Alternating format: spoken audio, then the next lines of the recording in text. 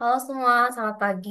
Sekarang kita akan belajar tentang Information System Project Management yang bakal diajarin sama Kak Alif. Buat Kak Alif, aku persilahkan. Oke, halo semuanya.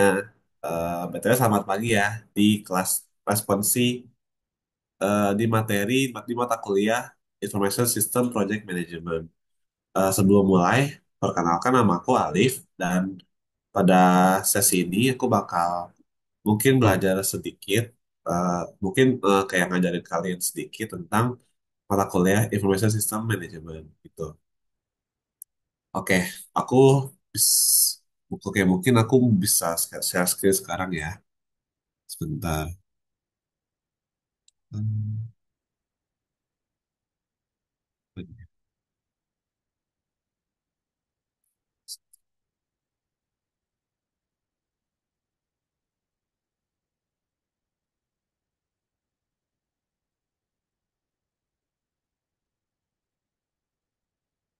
Oke, apa udah muncul teman-teman? Kalau udah boleh tolong reactionnya ya. Oke, kalau aku ganti ini muncul nggak screennya? Ganti nggak screennya? Oke, muncul ya. Oke. Nah, jadi sebelum kita masuk ke materinya, ini aku mau ngasih sedikit kisi-kisi yang aku temuin, yang aku dapat. Jadi yang pertama itu kalian itu bakal belajar project stakeholder management itu ada di sesi 25 sampai 26 nanti kita akan belajar. Terus yang kedua itu ada planning communication management itu ada di sesi 19 sampai 20. Terus ada project quality management di sesi 15 sampai 16 dan yang terakhir risk register itu ada di materi ada di mata kuliah di materi tentang risk management itu ada di sesi 21 sampai 22. Nah, ini kisi-kisi yang aku dapat mungkin eh, kurang jelas ya. Apa maksudnya kayak kurang detail, tapi aku cuma dapat segini sih kisi-kisinya. Mungkin nanti nextnya aku bisa share kalau aku dapat yang lebih detail lagi. Tapi untuk sekarang ini yang bisa aku dapat. Oke, mungkin aku mulai dari project stakeholder management dulu kali ya. Oh ya, sebelum itu kalian bisa SS sih ini kisi-kisinya. Takutnya nanti kelupaan. Nanti kisi-kisinya apa aja. Mungkin kalian bisa akses dari sekarang. Oke, aku langsung mulai aja ya. Jadi, pertama-tama kita bakal belajar mata kuliah, bakal belajar materi tentang Project Stakeholder Management. Itu ada di bagian sesi 25 sampai 26 di sini.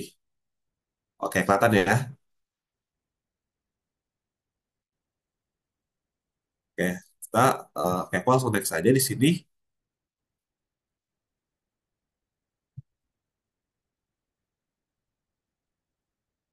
Oke, jadi aku nanti sebelumnya aku bakal bacain PPT-nya. Setelah aku baca nanti aku bakal jelasin ya maksudnya itu apa secara bahasa Indonesia gitu, secara lebih jelas dan singkat gitu. Oke, di sini project often cause change in organizations and some people may lose their jobs when the project is completed. Project managers might be viewed as enemies. By contrast, they could be viewed as allies if they lead a project that helps increase profits, produce new jobs, or increase pay for certain stakeholders. In any case, project managers must learn to identify, understand, and work with a variety of stakeholders.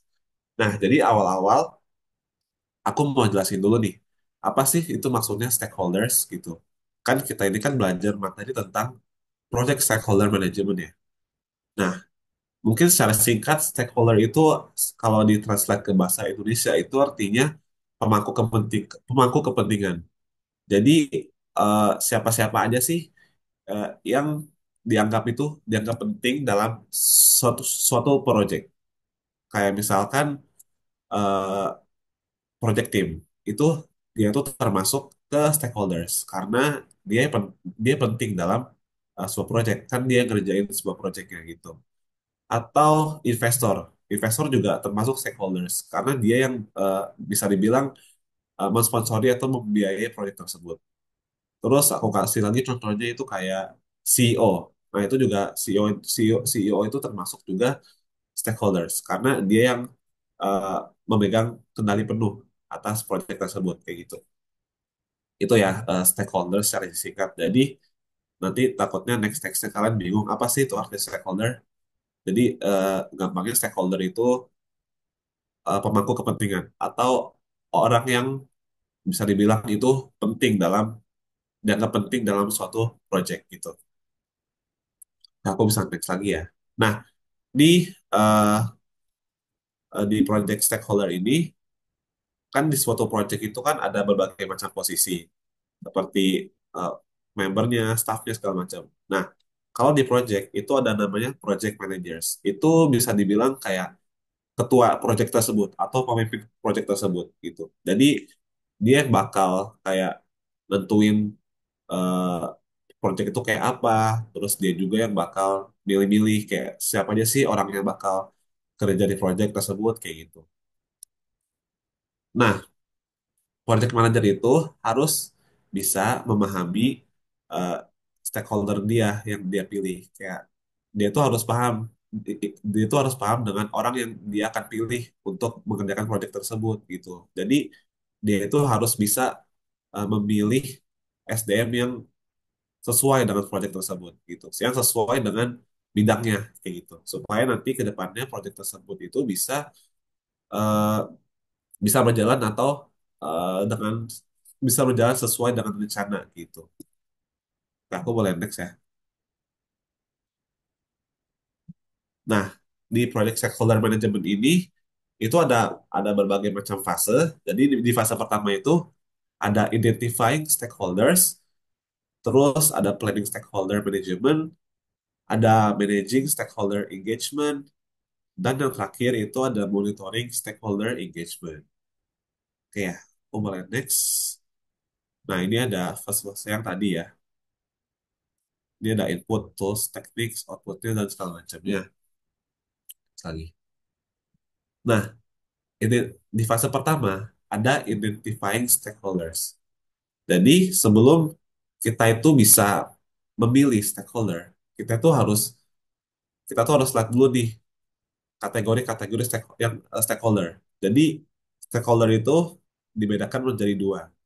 Ada internal project stakeholder dan ada external project stakeholders. Nah, contohnya internal project stakeholders itu kayak apa sih? Contohnya itu kayak project team, support staff, dan internal customer. Internal customer itu maksudnya kayak customer internal yang bisa dibilang kayak nyobain produk nyobain produknya gitu lah. Tuh, kayak testernya gitu, tapi di internal dalam apa di dalam perusahaannya gitu. Nah, terus ini juga ada yang lain-lain juga internal stakeholders kayak top management. Top management itu kayak eh, kayak chief executive gitu, top management. Other functional managers, other project managers gitu. Itu termasuk internal. Jadi gampangnya internal itu kayak di bagian perusahaan gitu lah. Di dalam perusahaannya itu ada siapa aja gitu yang bisa dianggap penting dalam mengerjakan suatu proyek kayak gitu. Nah, terus di kategori kedua itu ada external project stakeholders. Nah, itu ada apa aja? Jadi eksternal itu kan artinya dari luar ya. Jadi pemangku kepentingan tapi dari luar. Jadi jadi bukan di dalam perusahaan tapi dari luar perusahaan. Nah, contohnya itu ada customer yang kayak aku bilang tadi, customer tapi yang versi eksternal itu maksudnya itu kayak end user atau pengguna gitu. Ada competitors, suppliers, and other external groups that are potentially involved in the project or affected by it, such as government official and concerned citizen. Oh ya, jadi pemerintah juga termasuk stakeholders eksternal ya, teman-teman. Oh ya, mungkin ini ada yang kurang lagi. Jadi satu lagi itu ada investor. Nah, investor itu termasuk eksternal stakeholder gitu. Karena dia juga yang terlibat dalam proyek tersebut, walaupun dia itu nggak secara langsung ya, karena dia itu kan eksternal gitu. Itu sih, itu kategori-kategori stakeholder. Oke, aku bisa next. Ini kita skip aja. Nah, Setelah kita eh, berhasil menentukan stakeholder itu ada apa aja, sorry, kita berhasil menentukan kategori-kategori stakeholder itu ada apa aja. Nah, kita itu bisa meregistrasikan stakeholder tersebut ke project kita. Nah, terus isinya itu ada apa aja. Nah, untuk meregister sebuah stakeholder, kita itu perlu yang nama stakeholder, posisi dia itu apa di dalam perusahaan tersebut, terus lokasi dia di mana, dan roles in the project itu apa. Jadi kayak eh, tugas dia di dalam project itu apa, dan contact information. Nah, terus eh, kita juga perlu tahu nih stakeholder major requirement dia itu apa. Kayak jadi itu kayak eh, apa kayak rekomendasi yang diperlukan dia sama ekspektasi dia itu apa gitu. Terus potential influences and phase of the project in which stakeholders have the most interest. Jadi eh, fase project apa sih atau aktivitas project apa sih yang dia tuh tertarik gitu. Karena nanti kalau misalkan kita tahu dia itu tertarik yang mana, kita bisa taruh dia di situ di bagian di fase tersebut gitu. Supaya nanti fasenya itu bisa berjalan dengan baik. Karena jika suatu aktivitas yang dilakukan itu orangnya itu suka, itu kemungkinan ke depannya itu akan berjalan dengan lancar, sama seperti project itu. Terus yang terakhir adalah stakeholder classification. Nah, nanti yang aku bilang tadi si stakeholder itu internal apa eksternal. Terus si stakeholder itu supporter of the project atau resistant. Jadi maksudnya itu kayak si orang ini tuh dia tuh support gak sih sama projectnya, atau dia tuh malah kayak gak mau lah gitu, atau dia tuh kayak kalah tarik lah gitu. Itu juga kita harus tahu kayak gitu. Nah ini ada contoh-contoh tabel-tabelnya, kayak ada namanya, ada posisinya, terus dia internal atau eksternal, project role, contact information, dan lain-lain kayak gitu.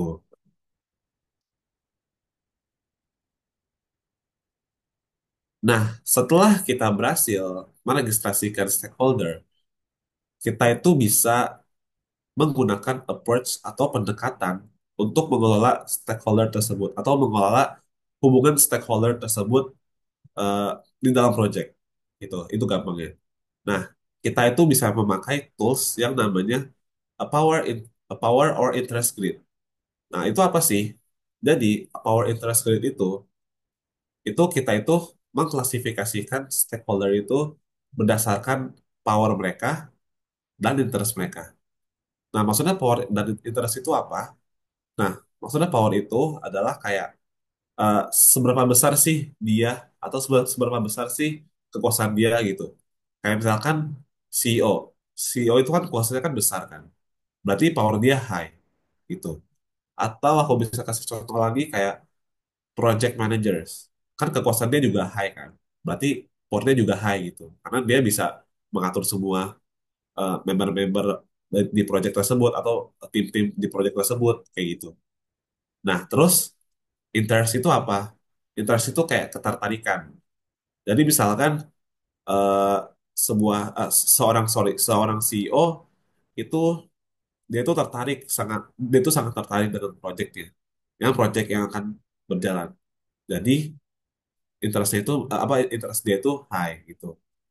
Terus misalkan ada suatu project team, mereka itu interestnya itu kurang tertarik nih sama proyeknya. Nah, berarti interest dia low gitu. Mungkin masih bingung ya kalian. Ini aku bisa teks lagi karena di sini ada contohnya. Nah, ini ada contohnya nih. Jadi ada high, low, low, high. Di bagian power itu ada high, low. Di bagian interest juga ada low, high gitu. Nah, mungkin aku bakal jelasin ya ini satu-satu. Aku bakal jabarin. Nah, di sini ada high interest, high power. Ada low interest, high power. Ada low interest, low power. Dan high interest dan low power. Nah, ini maksudnya apa? Seperti yang aku bilang tadi, di sini ada high interest, high power. Jadi maksudnya ini adalah high interest itu berarti dia itu punya ketertarikan dengan proyek tersebut itu besar. Jadi dia tuh kayak pengen proyeknya itu sukses kayak gitu. Itu termasuk high interestnya. Nah, high power itu berarti kekuasaannya besar. Kayak misalkan aku kasih contoh, contoh tadi kayak CEO. CEO atau project manager itu kan dia kan besar kan kuasanya. Mereka bisa kayak ngatur-ngatur semuanya gitulah gitu. Nah itu artinya mereka besar powernya kekuasaannya mereka. Nah karena mereka mempunyai ketertarikan yang tinggi, juga mereka mempunyai kekuasaan yang besar. Nah makanya kita tuh harus mengaturnya dengan dekat atau mengatur kita tuh atau kayak mengaturnya itu dengan rutin lah mengaturnya karena mereka itu punya kekuasaan loh gitu. Mereka itu bisa bisa kapan aja ngerubah suatu decision atau kayak eh, suatu suatu proyeknya kayak ke depannya gitu. Jadi kita harus benar-benar ngelolanya dengan baik gitu. Karena gampangnya itu kayak proyek itu ada di tangan mereka gitulah gampangnya. Nah, terus ada low interest, high power. Nah, ini maksudnya apa? Jadi low interest itu berarti mereka itu punya ketertarikan yang kurang pada proyek tersebut. Jadi mereka itu kayak menurut mereka itu kayak proyek itu nggak akan jalan gitu. Dan menurut mereka proyek itu bakal ngerugiin mereka. Gitu. Makanya mereka punya low interest ke proyeknya. Tapi di satu sisi mereka tuh punya power yang gede, punya kekuasaan yang gede gitu. Kayak aku bisa kasih contoh mungkin kayak investor. Investor itu kan kekuasaannya gede kan, tinggi gitu. Karena kita yang minta dana ke mereka supaya proyek itu bisa jalan. Tapi investor tersebut itu dia itu kayak kurang tertarik dengan proyeknya. Nah, terus solusi yang kita bisa lakuin apa? Kita bisa keep satisfied mereka.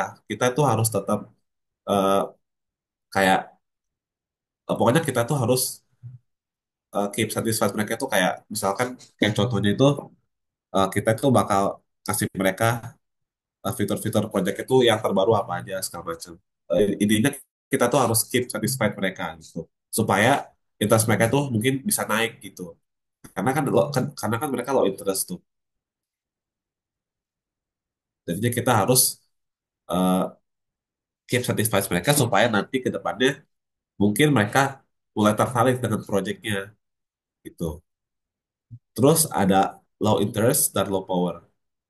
Nah, ini maksudnya itu berarti dia tuh punya ketertarikan dengan project tersebut itu low, tapi mereka juga low kekuasaannya. Kayak misalkan project team tuh. Menurut mereka project itu kayak kurang kurang asik, kurang bener gitu projectnya. Makanya mereka nggak tertarik. Tapi mereka juga nggak punya kekuasaan yang besar dengan proyek tersebut. Nah, solusinya apa? Nah, kita tuh bisa monitoring mereka. Jadi kita bisa ngeperhatiin mereka tuh kayak mereka tuh ke depannya bakal gimana gitu dengan proyek tersebut. Karena mereka mempunyai low interest dengan proyek tersebut, tapi mereka juga low power gitu. Nah, terus yang terakhir itu ada high interest dan low power. Nah, ini contohnya itu kayak mereka itu mempunyai ketertarikan yang tinggi dengan proyek tersebut, tapi mereka itu nggak punya banyak kekuasaan dengan proyek tersebut. Kayak misalkan aku kasih contoh, mungkin kayak support staff gitulah, support tim gitu. Nah, mereka kan cuma support tuh. Jadi mereka nggak punya kekuasaan yang tinggi kan. Tapi mereka itu misalkan tertarik banget nih dengan proyeknya. Mereka itu mau proyeknya itu terrealisasikan gitu. Nah, solusinya apa? Solusinya kita itu bisa keep inform mereka. Jadi kita itu bisa kayak tetap ngasih tahu kayak nanti nih proyek ini ada apa aja, terus nanti di proyek ini tuh ada siapa aja ngerjain segala macam. Nah, supaya apa? Supaya mereka itu tetap ngerasain kayak gimana sih kerja di bagian proyek itu gimana sih gitu. Karena mereka mempunyai ketertarikan yang tinggi meskipun meskipun kekuasaan mereka itu kurang gitu. Jadi solusi yang bisa kita lakukan ya keep inform mereka aja. Tetap ngasih tahu informasi-informasi update tentang proyeknya aja ke mereka. Kayak gitu. Kayak mungkin itu yang bisa aku jelasin. Jadi mungkin teman-teman bisa ingat-ingat aja ya, ada power interest. Jadi kalau high power itu kekuasaannya tinggi, low itu berarti dia kekuasaannya rendah. Terus di bagian interest, kalau high interest berarti dia mempunyai ketertarikan yang tinggi, kalau low itu berarti dia kurang tertarik dengan proyeknya gitu. Nah, ini ada stakeholder engagement level. Ini maksudnya apa? Stakeholder engagement level ini maksudnya kayak keterlibatan mereka. Level keterlibatan mereka itu segimana gitu. Kalau unaware berarti ya mereka itu kurang kurang sadar gitu dalam proyeknya atau kurang kayak kurang kurang terlibat dalam proyeknya. Terus kalau resistan itu mereka itu tahu ada proyek, tapi mereka itu gak mau atau kurang tertarik dengan proyeknya kayak gitu. Terus ada neutral, mereka itu tahu ada proyeknya, tapi mereka itu kayak ya udah di tengah-tengah gitu. Mereka suportif juga enggak, tapi eh, apa menolak menolak perubahan juga enggak gitu. Jadi tengah-tengah gitulah. Jadi netral aja mereka. Nah, terus kalau shift suportif apa? Suportif itu mereka itu sadar dengan project, tapi mereka juga mau kayak mereka tuh support dengan perubahannya gitu. Terus kalau leading itu kayak ya udah mereka tuh yang memimpin projectnya dan mereka yang akan memimpin project itu sampai sukses gitu. Ini adalah level-level engagementnya. Ini harusnya nggak keluar sih. Tapi mungkin teman-teman bisa baca aja sih. Takutnya nanti keluar. Kita bisa skip aja. Nah, setelah kita nah, setelah kita mengidentifikasi stakeholder-stakeholder yang akan terlibat di dalam project, sekarang kita bisa mulai nge-planning stakeholder manajemennya gitu. Nah, ini tipenya ini bisa formal atau informal, tapi biasanya kalau misalkan project besar itu biasanya formal, tapi kalau project yang kecil itu biasanya informal, tapi tergantung lagi dengan projectnya itu gimana. Nah, di stakeholder management ini ada apa aja?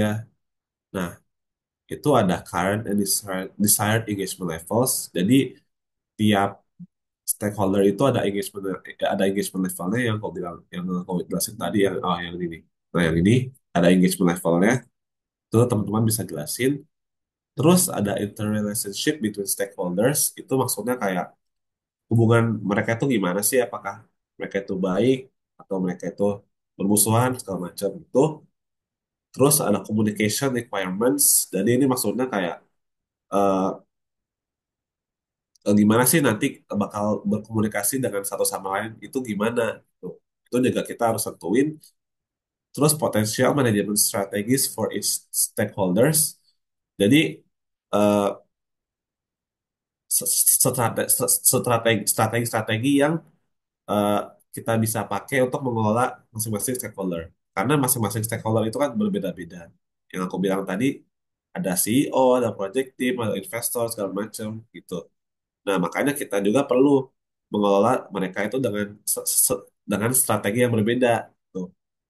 Terus yang terakhir ada methods for updating stakeholder management plan. Gitu. Aku bisa next lagi. Oh ya, nah di dalam stakeholder management itu biasanya sen- include sensitive information. Jadi maksudnya itu kayak eh, ada ada informasi yang nggak bisa di-share gitu keluar. Nah, makanya itu biasanya cuman bisa dibaca oleh project manager karena itu ada informasi yang sensitif gitu. Nanti kalau bisa next lagi. Nah, sekarang kita masuk ke bagian managing stakeholder engagement. Project success is often measured in terms of customer or sponsor satisfaction. Project sponsors often rank scope, time, and cost goals in order of importance and provide guidelines on how to balance the triple constraint. This ranking can be shown in an expectation management matrix to help clarify expectations. Oh, ini maksudnya itu kayak eh, biasanya project itu sukses dikarenakan oleh customer atau sponsor satisfaction. Jadi kepuasan mereka itu seberapa tinggi. Nah, itu baru bisa dibilang project itu sukses gitu. Nah, untuk memanage hal tersebut, kita itu bisa gunain yang namanya manajemen matrix. Nah, itu kayak gimana? Nah, ini kayak gini. Managing stakeholder engagement. Ini kayak gini. Ini contoh tabel expectations management matrix. Jadi ini maksudnya kayak eh, ekspektasi kita itu seberapa tinggi gitu terhadap project tersebut. Apakah priority-nya itu high atau low? Kalau satu itu high, kalau low itu tiga gitu. Jadi semakin itu semakin kecil, semakin tinggi priority-nya.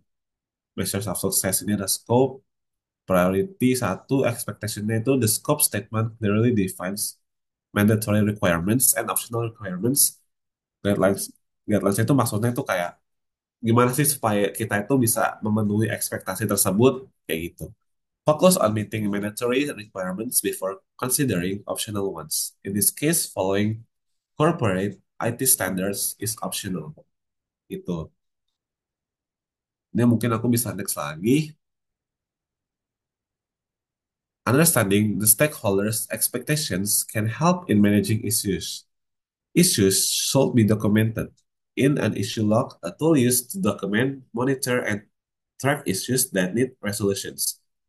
Unresolved issues can be a major source of conflict and result in stakeholder expectation not being met. Issue logs can address other knowledge areas as well.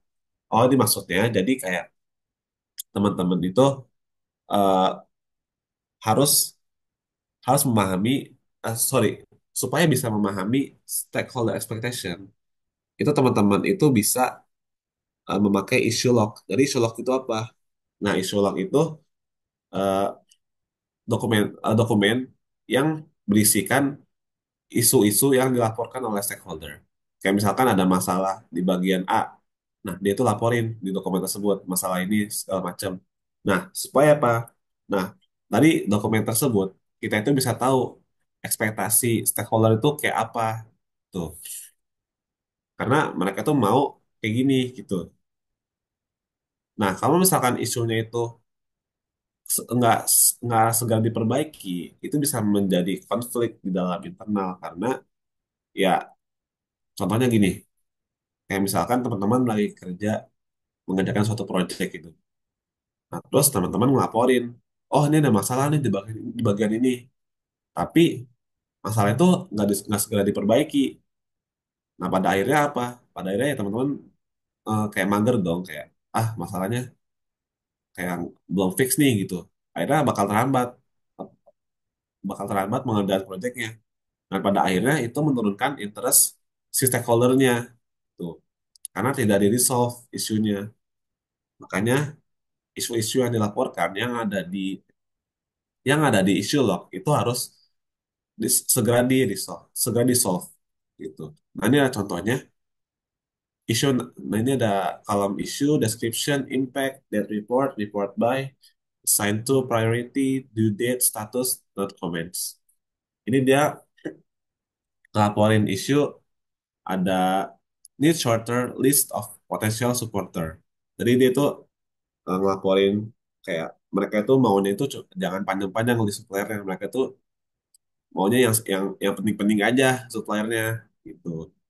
Nah, impactnya apa? Nah, menurut mereka impactnya itu will delay evaluation without it gitu. Jadi kalau tanpa itu mereka tuh bisa ngedelay ngedelay evaluation. Dan reportnya tanggal 6 Februari, report by Debra, sign to Ryan, priority ada high ML, ini berarti high, medium, low. Ini berarti priority-nya high, due date Februari 12, status open. Status open ini berarti masih ini, berarti si isunya itu masih belum diperbaiki. Nah, terus ini ada komen dari si Ryan-nya. Almost finished, need requirements categorized first, gitu. Jadi ini contoh-contoh isu log yang ada di sini dan berbagai macam isu yang dilaporkan oleh stakeholders, gitu. Pesan next. Project managers are often faced with challenge, especially in managing stakeholders. Nah, jadi project managers itu biasanya menghadapi berbagai macam tantangan terutama di bagian managing stakeholders, di bagian mengelola suatu pemangku kepentingan. Nah, terus solusinya apa sih mungkin yang bisa dilakukan oleh project managers supaya nanti ke depannya bisa mereka itu mengelola dengan baik? Nah, para project managers itu bisa bisa ngelakuin dengan cara be clear from the start. Itu maksudnya kayak mereka itu mereka dari awal proyeknya itu direncanakan, mereka tuh jujur gitu, kayak mereka tuh kasih tahu semua informasinya, kayak planningnya, terus orang-orang yang terlibat siapa aja, terus membutuhkan waktu berapa lama, terus menghabiskan dana berapa banyak segala macam. Terus explain the consequences. Itu maksudnya mungkin kayak uh, si project manajernya itu bisa ngejelasin konsekuensi apa yang mungkin akan terjadi saat pengerjaan proyeknya, atau konsekuensi apa yang akan terjadi setelah proyek itu jalan gitu. Have a contingency plan.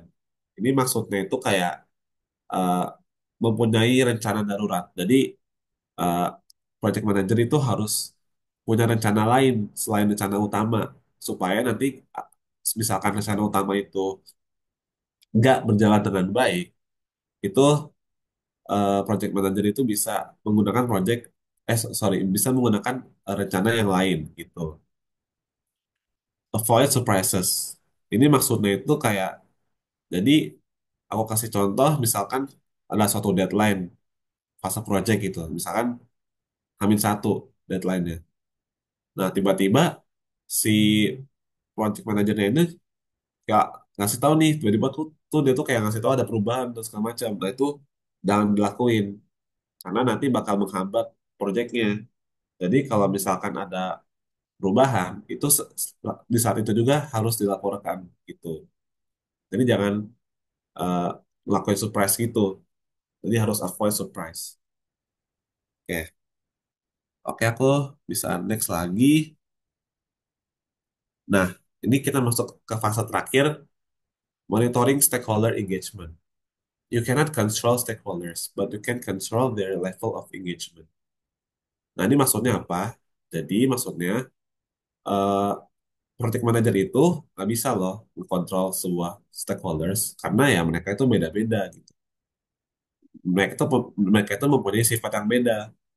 Tapi project manager itu bisa mengontrol their level of engagement. Itu maksudnya kayak level keter, level keterlibatan mereka di dalam project itu seberapa besar itu. Engagement involves a dialogue in which people seek understanding and solutions to issues of mutual concern. Many teachers are familiar with various techniques for engaging students. It is important to set the proper tone at the start of a class or project. Jadi maksudnya itu kayak saat mengerjakan project, itu project manager itu harus eh, jangan jangan kayak misalkan gini, ini ada contohnya. If a teacher does nothing but lecture on the first day of class or criticize the first person who offers a comment, students will quickly decide that their best strategy is to keep quiet and maybe not even attend the class. On the other hand, if the teacher uses a lot of activities to get all participants to speak or use technology to participate, they will expect to be active participant in future classes. Nah, jadi para project managers itu harus menggunakan pendekatan yang bisa dibilang itu sesuai dengan stakeholdernya. Jadi jangan kayak misalkan baru awal project, terus project manager itu kayak kayak galak gitu, kayak nge-criticize gitu, kayak ngekritik segala macam, kayak nge-komen semuanya lah gitu. Nah itu jangan kayak gitu. Kalau kalau stakeholder, kalau si project manajernya itu kayak gitu, nanti ke depannya para misalkan para project team itu gak mau lagi, kayak mereka tuh low interest dengan projectnya gitu. Karena dari awal mereka itu udah dikomenin, udah dikritikin sama project manajernya. Nah, solusinya apa? Solusinya project manager itu bisa menggunakan pendekatan bisa menggunakan pendekatan mengolah bisa menggunakan pendekatan managing stakeholder yang aku bilang tadi yang dari awal itu. Jadi kayak bisa kayak dia tuh bisa kayak dia tuh harus cari tahu nih ini stakeholder ini kayak apa aja sih roles-nya. Terus dia tuh kayak kerjanya ngapain aja sih segala macam. Supaya si project manajernya itu bisa memanage stakeholdernya, memanage pendekatannya gitu. Sorry. Sorry. Sebenarnya aku mau minum dulu deh.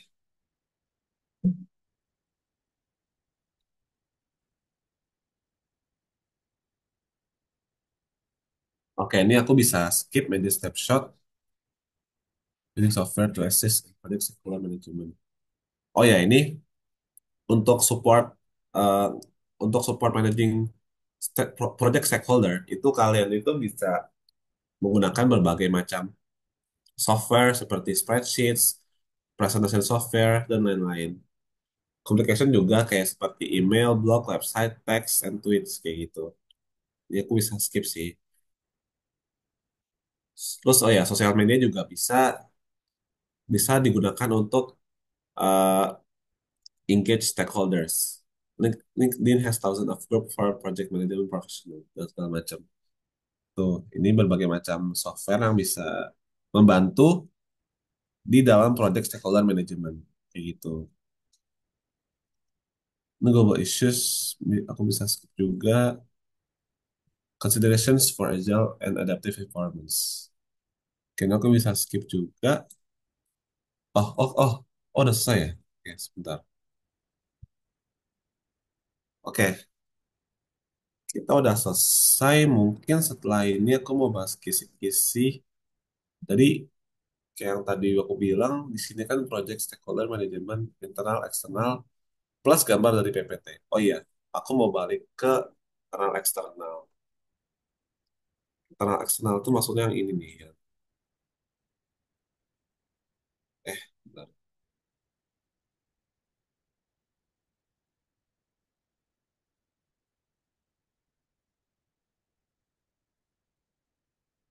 Oh ya ini nih. Nah, jadi mungkin kemungkinan nanti soal soal UASnya itu jadi kayak kalau nggak salah itu kata dosennya itu hampir hampir semuanya case tadi semua. Jadi itu berdasarkan case. Kalau menurut aku kira-kira ini maksudnya internal eksternal plus gambar dari PPT itu maksudnya nanti ada suatu case. Nah, nanti teman-teman itu nentuin gitu kayak stakeholdernya itu ada apa aja di bagian internal, eksternal tuh. Terus maksudnya gambar dari PPT ini maksudnya kayak mungkin kayak gini ya, kayak ada kolom-kolomnya gini, kayak bisa dijabarin gitu lah, kayak si stakeholdernya dia itu masuknya ke bagian internal, eksternal, terus role-nya apa aja segala macam. Oh ya ini juga penting sih, power power interest. Jadi teman-teman harus hafalin ini juga, karena ini masih nyambung ya dari sini nih, dari internal, eksternal gitu. Karena ini kan masih termasuk ke bagian identify ya, masih satu satu fase gitu. Jadi ini mungkin teman-teman bisa hafalin juga power grid ini. Selebihnya udah sih harusnya. Ini juga ini, kalau ini kayaknya nggak keluar sih. Karena setahu aku tuh kemarin ada latihan dari dosennya itu, dia tuh ngasihnya tuh yang ini, latihan yang ini, sama yang ini. Jadi harusnya teman-teman mungkin bisa prioritasin paling yang ini, sama ini, sama internal eksternal juga yang sorry, yang ini nih. Nah, internal eksternal. Jadi teman-teman bisa prioritasin ketiga itu aja. Tapi jangan lupa teman-teman juga bisa baca ya yang lain-lain karena ini jujur jujur kisi-kisinya kurang detail sih. Jadi takutnya nanti tiba-tiba keluar yang lain juga kan. Jadi teman-teman bisa baca juga yang lainnya. Di sini aku cuman kayak jelasin cara singkat aja sih, cara pemahaman aku aja sih. Gitu. Oke, mungkin materi pertama kita udah selesai. Kita bisa next ke materi kedua. Planning Communication Management. Oke, sorry. Nggak. Oke, ini. Oh, ini dia. Oke, kita masuk ke materi Project Communications Management. Ini kita bisa skip aja. Oh ini sorry. Nah ini di bagian Project Communications Management itu ada fase-fasenya mirip-mirip kayak tadi. Itu ada planning, ada managing, dan ada monitoring. Nah ini dia nih fase-fasenya. Ada plan, manage, dan monitor.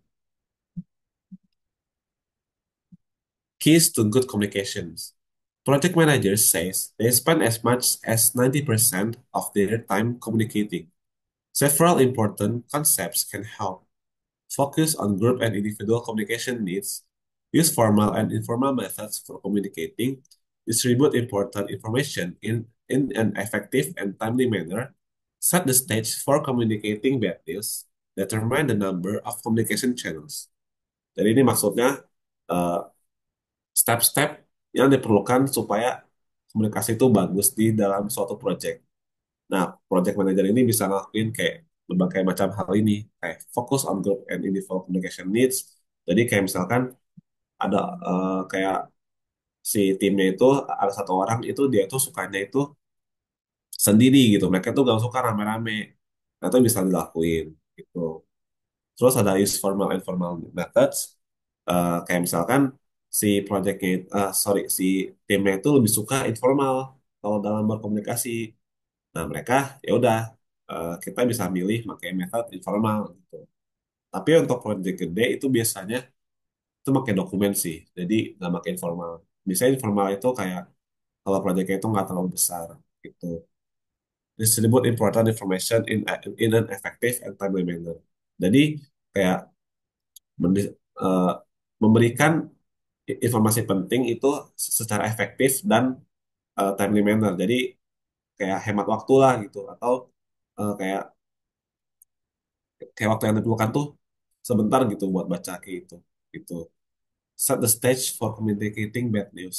Itu maksudnya kayak gimana kalau misalkan ada berita yang buruk di dalam suatu project itu gimana cara kita itu ngeberitahu apa ngasih taunya kayak gitu. Determine the number of communication channels. Ini nanti next ada contohnya. So next.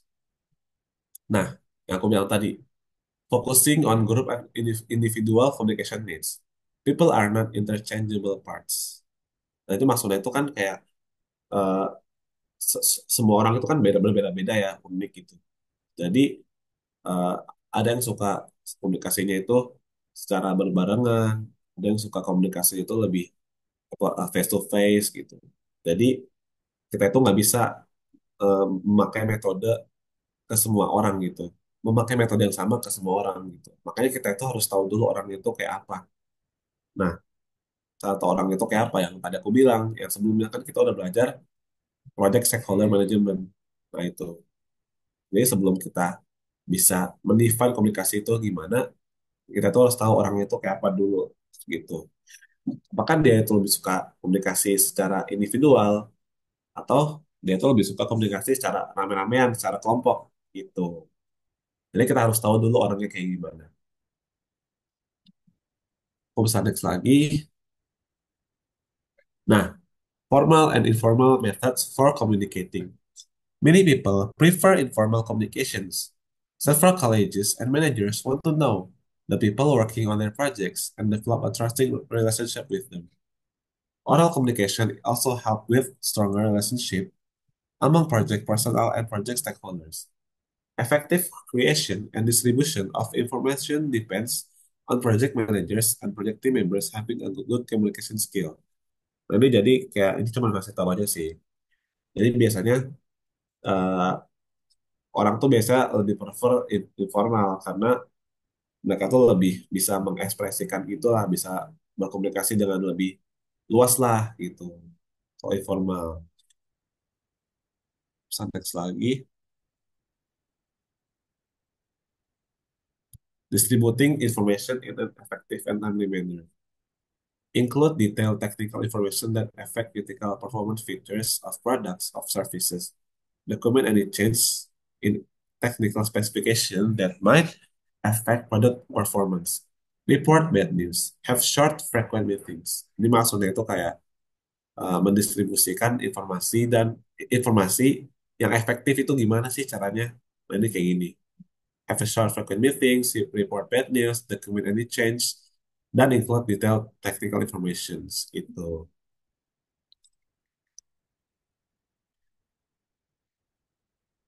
Starting the stage for communicating bad news. It is important to put information in context, especially if it's bad news. If there is a problem, know how it will affect the whole project and the organization. Recommend steps to mitigate a problem. Nah, ini kayak yang aku bilang tadi, jika ada suatu masalah, itu kayak kita tuh harus tahu ini tuh masalahnya tuh bakal berefek ke mana aja.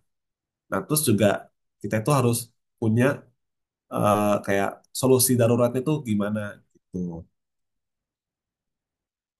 Misalnya lagi di sini. Oh ya, terus juga yang bagian ini tuh kita tuh juga harus ngeset jika ada bad news, kita itu harus gimana sih cara kita itu ngasih taunya ke orang-orang supaya nanti orang-orang itu bisa paham dan tahu konteksnya dan mereka itu nggak miskomunikasi gitu. Next lagi, determining numbers of communication channels. Oh ya, ini yang kayak ini contohnya kayak misalkan two people one communication channel, four people six communication channels, three people three communication channels. Itu. Ini jadi ada kayak channel-channelnya itu ada berapa aja. Kalau kalau misalkan ada dua orang itu berarti satu communication channelnya. Kalau tiga orang itu bisa tiga communication channels. Kalau ada empat itu bisa enam communication channels gitu. Ini ada rumusnya ya, tapi ini kayaknya nggak keluar sih. Tapi nggak apa, dibaca aja, dihafalin aja maksudnya. Sorry. Planning Communication Management. Nah, sekarang kita masuk ke fase pertama, yaitu Planning Communications Management. Every project should include some type of communications management plan. Guides project communications varies with the needs of the project, but some type of written plan should always be prepared. For small projects, the communication management plan can be part of the team contract. For large projects, it should be a separate document. Jadi ini maksudnya saat kita planning communication management, itu kita tuh harus tahu dulu proyeknya itu kecil apa besar. Kalau misalkan proyek tersebut kecil, ya itu kita nggak usah kita nggak usah kayak ya udah kita cuma perlu kayak planning sedikit aja gitu, planning kayak ya udah nanti kamu gini ya, kamu ngomongin ke sini, kamu ngomong ke sini kayak gitu aja. Kamu nggak pernah ke sini gitu, karena itu udah termasuk ke bagian eh, kontrak si perusahaan itu gitu.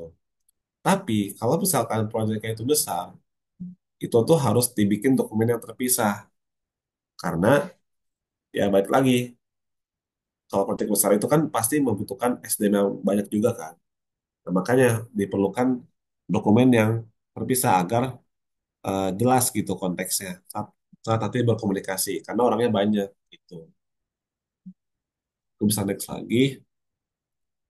Nah, di communication management itu ada apa aja? Itu ada stakeholder communication requirements, ada information to be communicated, including format, content, and level of detail, who will receive the information and who will produce it, suggested methods or technologies for conveying the information, frequency of communications, escalation procedures for resolving issues, revision procedures for updating the communications management plan, dan yang terakhir ada a glossary of common terminology. Ini jadi konten-konten yang ada di communication management. Itu ada stakeholder communication requirements, information to be communicated, including format, content, and level of detail. Itu kayak maksudnya eh, nanti itu informasi apa sih yang bisa dikasih tahu, terus terus formatnya ada apa aja, terus kontennya ada apa aja, sama level of detail. Nah, terus ada who will receive the information and who will produce it. Itu maksudnya siapa sih yang akan nanti itu bakal menerima informasi tersebut, terus siapa juga yang nanti bakal ngirimnya gitu. Bisa next lagi. Nah, ini adalah contoh tabelnya. ada kolom stakeholders, dokumen name, dokumen format, contact person, dan due. Ini maksudnya due itu kayak deadline-nya gitu. Kayak gini. Ini bisa next lagi. Managing communication is a large part of a project manager's job. Getting project information to the right people at the right time and in a useful format is just as important as developing the information in the first place. Nah, jadi untuk mengembangkan informasi yang bagus itu teman-teman harus bisa membuat sebuah komunikasi yang bagus juga. Jadi jelas formatnya ada apa aja supaya informasi itu memiliki konteks yang jelas gitu. Importance considerations, use of technology, appropriate methods and media to use, performance reporting. Nah, jadi dalam mengelola komunikasi itu yang bisa ngebantu itu bisa teknologi, terus appropriate method and media to use, dan performance reporting gitu. Oh ya, ini kita masuk ke managing communication ya. Sorry, aku lupa. Tadi aku lupa baca dulu ya. Oh, sorry, apa lupa baca fasenya. Using technology to enhance creation and distribution.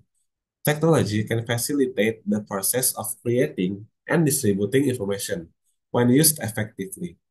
It's important to select the appropriate communications method and media. Nah, jadi untuk berkomunikasi itu teman-teman juga harus memperhatikan metodenya itu ada gimana, terus sama media itu ada apa aja yang bakal dipakai kayak gitu. Ini bisa skip sih.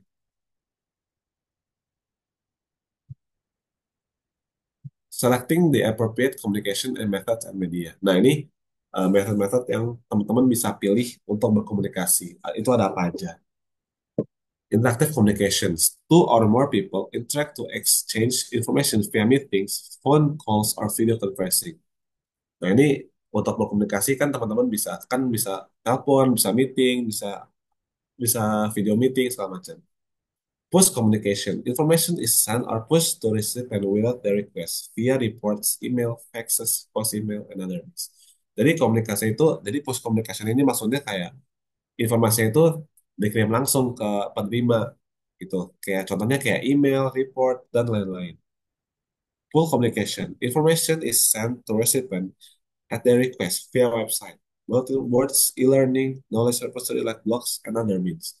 Nah, ini maksudnya informasinya itu dikasih tapi requestnya itu dari si penerima kayak gitu via website, bulletin boards, e-learning dan lain-lain.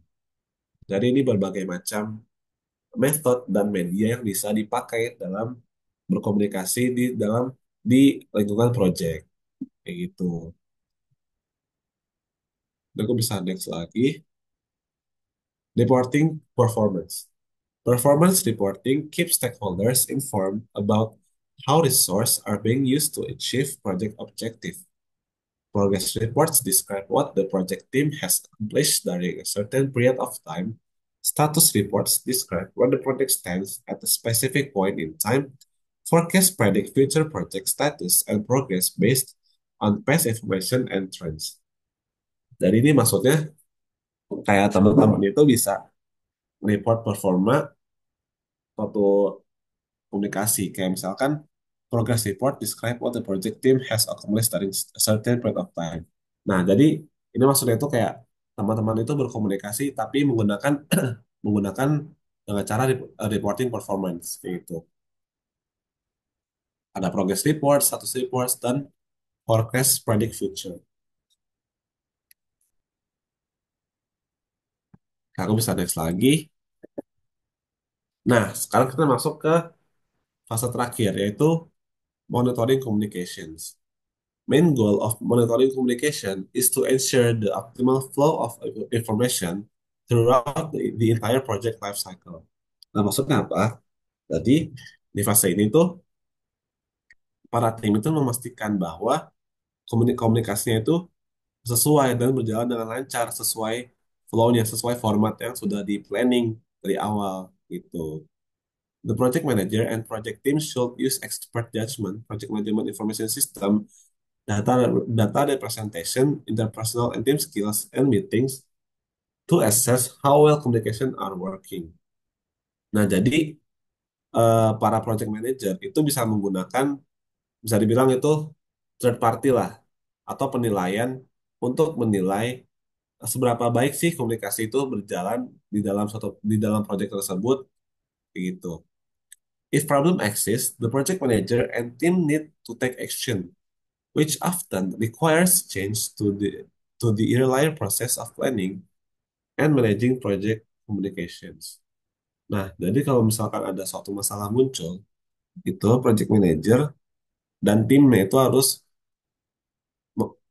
memperbaiki masalah tersebut. Nah, itu biasanya itu membutuhkan perubahan eh, di bagian planning sama managing project communication-nya kayak gitu. It is often beneficial to have a facilitator from outside the project team assess how well communication are working. Nah, biasanya kalau proyeknya itu besar, itu biasanya mereka itu punya kayak eh, eksternal gitulah, dari pihak luar, dari penilaian tapi dari pihak pihak luar. Jadi si perusahaannya itu bisa dibilang nyewa gitu dari pihak luar dan mereka itu nyuruh menilai seberapa baik sih komunikasi kita di proyek tersebut kayak gitu. Apakah bagus atau kurang gitu. Nanti si orang itu bakal ngasih kayak solusinya gimana, terus saran-sarannya gimana kayak gitu. Suggestions for improving project communications. Good communication is vital to the management and success of IT projects. Develop better communication skill and effective meeting, use email and other technologies effectively, employ templates for project communications. Ini harusnya bisa next saja. Developing better communication skills. Most companies spend a lot of money on technical training for employees, even when employees might benefit more from communications training. Individual employees are more likely to enroll voluntarily in classes to learn the latest technology than in classes that develop soft skills. As organizations become more global, they realize they must invest in ways to improve communications with people from different countries and cultures. It takes leadership to improve communication. Oh, ini maksudnya mereka itu kayak cuman ngejelasin kayak company itu banyak loh yang ngeluarin yang ngeluarin banyak banget dana untuk training ke employee-nya supaya mereka itu bisa berkomunikasi dengan baik kayak gitu. Karena komunikasi itu salah satu aspek terpenting juga di satu proyek. Karena kalau misalkan komunikasi itu kurang baik, bisa-bisa nanti bakal terjadi yang namanya miskomunikasi dan itu bakal bisa ngaruh sih ke proses ke depannya nanti gitu.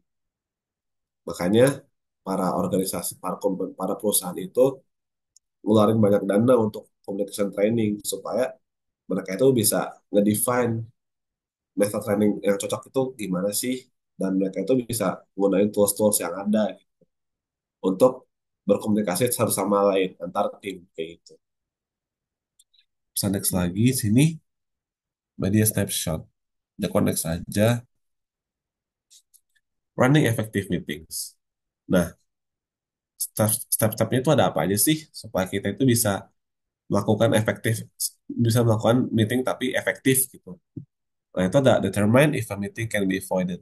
Jadi tentuin dulu nih sebelum meetingnya itu dimulai. Apakah meetingnya itu bisa bisa bisa nggak dihadiri atau harus hadir semuanya kayak gitu. Define the purpose and intended outcome of the meeting. Jadi teman-teman itu juga harus define nih tujuan meeting itu apa. Terus nanti outputnya tuh nanti apa gitu. Karena kalau misalkan meeting tapi nggak ada outputnya sama nggak ada tujuannya itu buat apa meeting gitu. Determine who should attend the meeting. Nah, tentuin nih siapa sih nanti yang bakal masuk meetingnya kayak gitu. Provide an agenda to participant before the meeting. Prepare handouts and visual aids and make logistical arrangement ahead of time.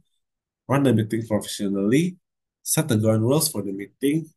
dan build relationships. Terus, sebentar.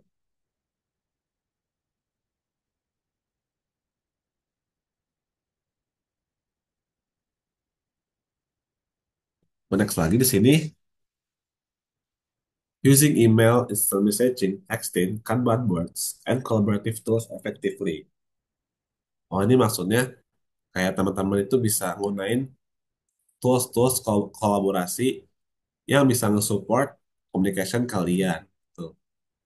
Itu ada email, ada instant messaging, texting, Kanban boards, dan lain-lain. Gitu. Connect lagi aja. Nah, connect lagi ini harusnya nggak ini harusnya bisa sih karena ini kayak ini aja sih sebenarnya nggak perlu dihafalin gitu. Best practice. One of the main features of Kanban is visualizing workflow, which is often done by using Kanban boards. People using Kanban boards can tailor the concepts to meeting their needs. Oh, ini salah satu. Jadi Kanban boards ini kan salah satu tools yang bisa dipakai untuk membantu komunikasi gitu. Ini contohnya dia ada to do, in progress, dan kayak gini. Using templates for project communications. Nah, seperti aku bilang tadi, kan kalian bisa gunain tools-tools yang ada ya untuk membantu komunikasi gitu. Nah, terus juga di situ ada template juga nih buat project communications. Itu ada apa aja? Many people are afraid to ask for help. Providing examples and templates for project communication save time and money. Nah, jadi kalau misalkan teman-teman ada di satu project, terus itu udah ada, kalau misalkan teman-teman itu nggak mau ribet, teman-teman bisa pakai template karena itu bisa menghemat waktu dan uang gitu.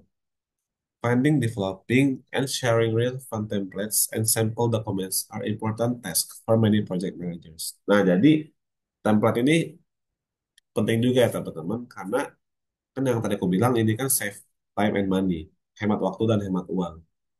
Jadi itu uh, penting juga gitu untuk project manager kayak mencari tempat-tempat yang bagus yang cocok itu apa aja untuk komunikasi di project tersebut kayak gitu.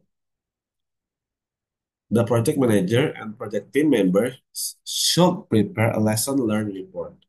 Nah, jadi project manager juga itu harus eh, kayak nyiapin laporan kayak apa aja sih yang mereka itu udah pelajarin selama mereka itu di dalam project kayak gitu.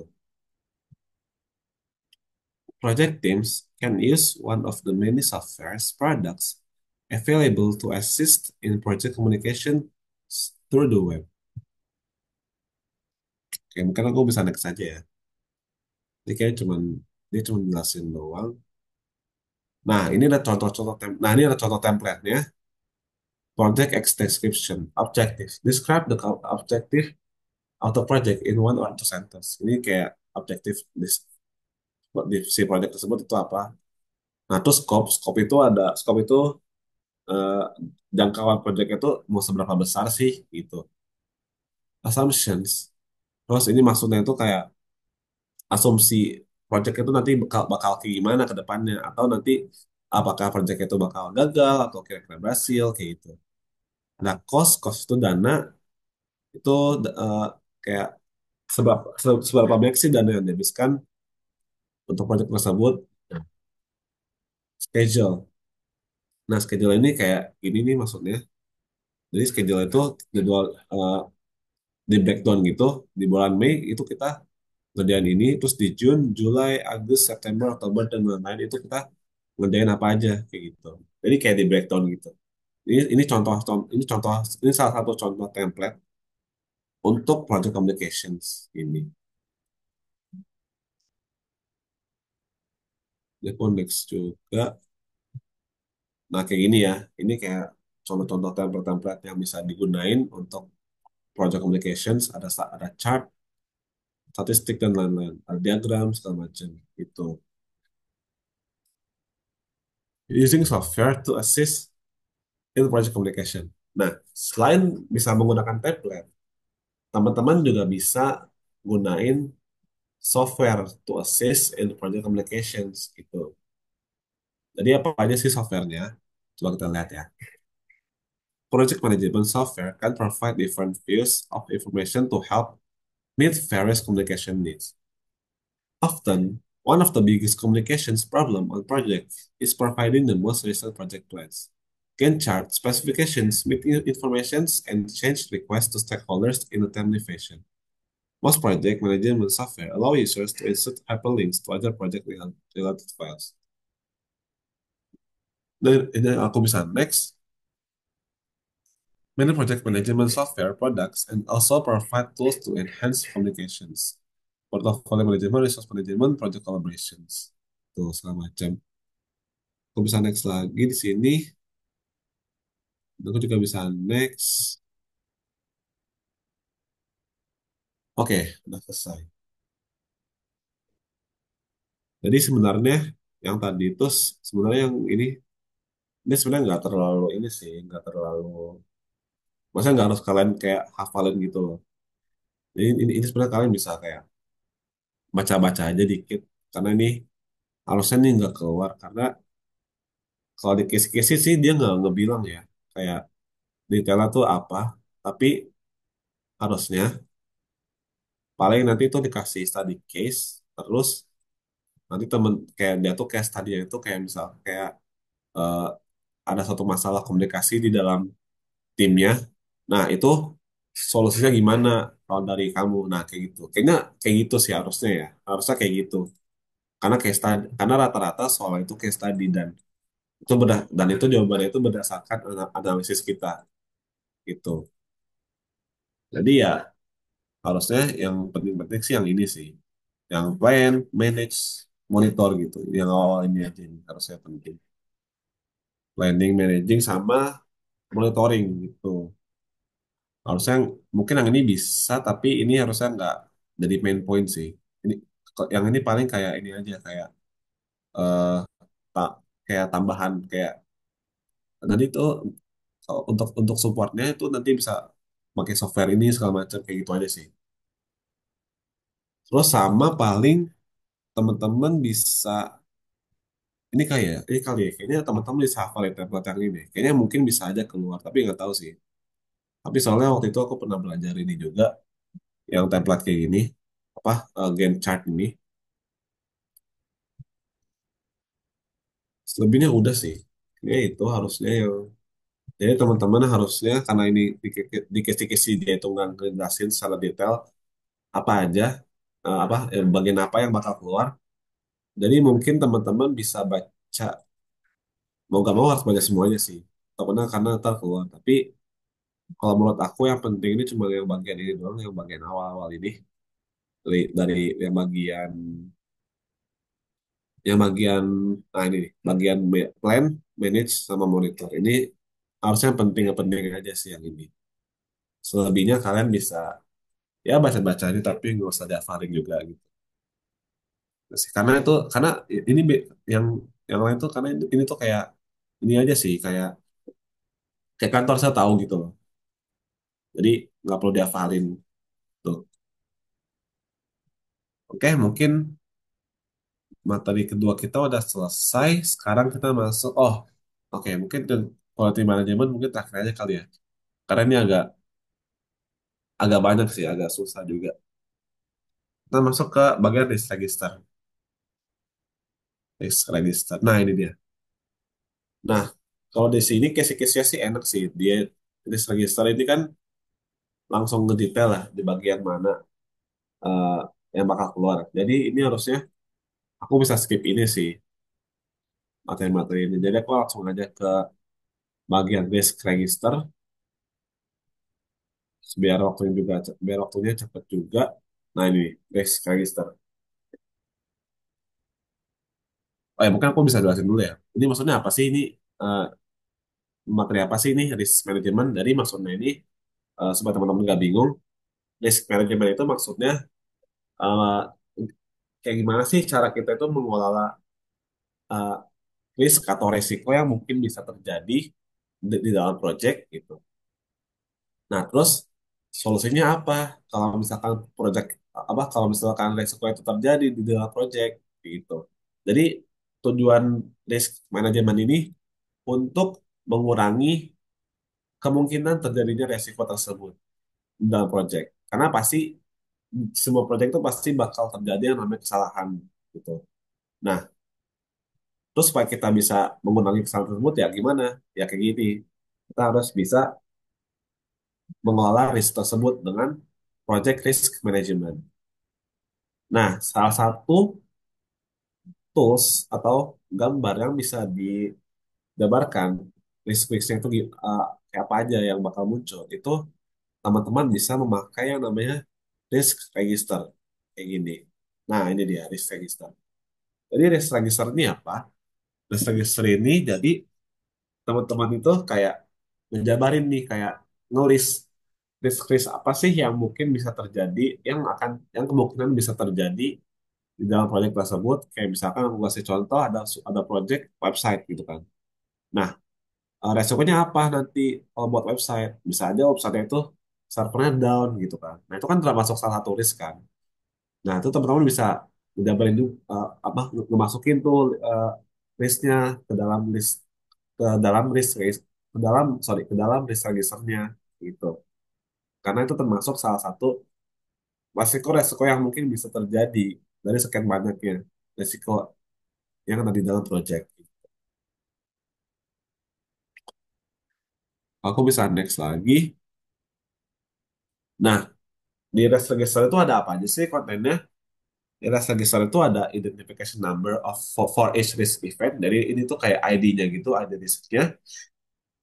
Terus ada rank-nya itu, maksudnya rank itu kayak seberapa tinggi sih rank risk tersebut, seberapa gede sih risk tersebut kalau misalnya terjadi kayak gitu.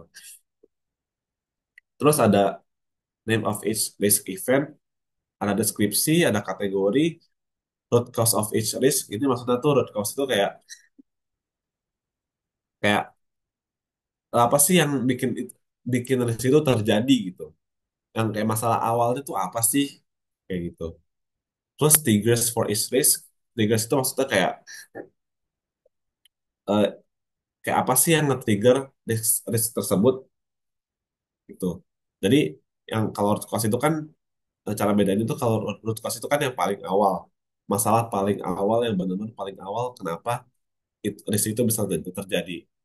Kalau trigger itu ya yang nge-trigger risknya itu apa gitu, yang ngebikin risk itu terjadi apa gitu.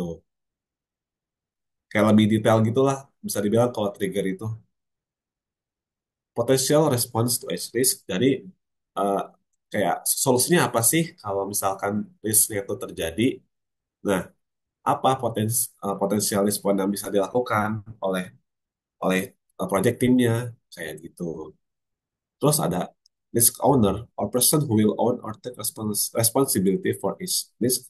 Nah, jadi tiap risk itu ada yang namanya risk owner. Jadi risk owner itu orang yang bakal bertanggung jawab jika risknya itu beneran terjadi gitu. Probability and impact of each risk occurring. Jadi probabilitas itu kan kemungkinan kan. Jadi kemungkinan risknya itu terjadi itu seberapa besar sih? Nah, terus apakah impact-nya besar? Kayak gitu. Status of each risk. Statusnya itu maksudnya kayak apakah risknya itu udah berhasil diselesaikan apa belum kayak gitu. Bisa next lagi ya. Nah, ini eh, contoh tabelnya.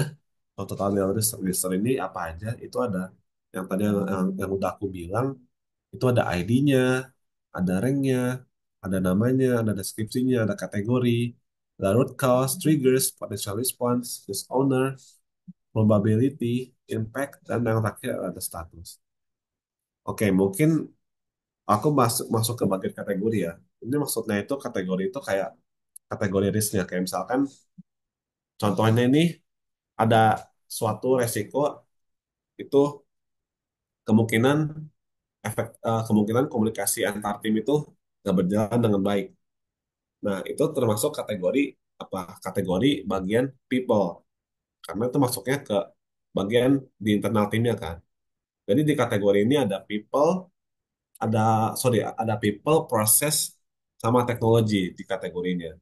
Kalau proses itu ya kayak technical si proses projectnya kayak misalkan yang tadi aku bilang kemungkinan websitenya itu sorry kemungkinan websitenya itu nggak bisa berjalan dengan baik karena servernya down. Nah, itu kan termasuk ke bagian proses gitu.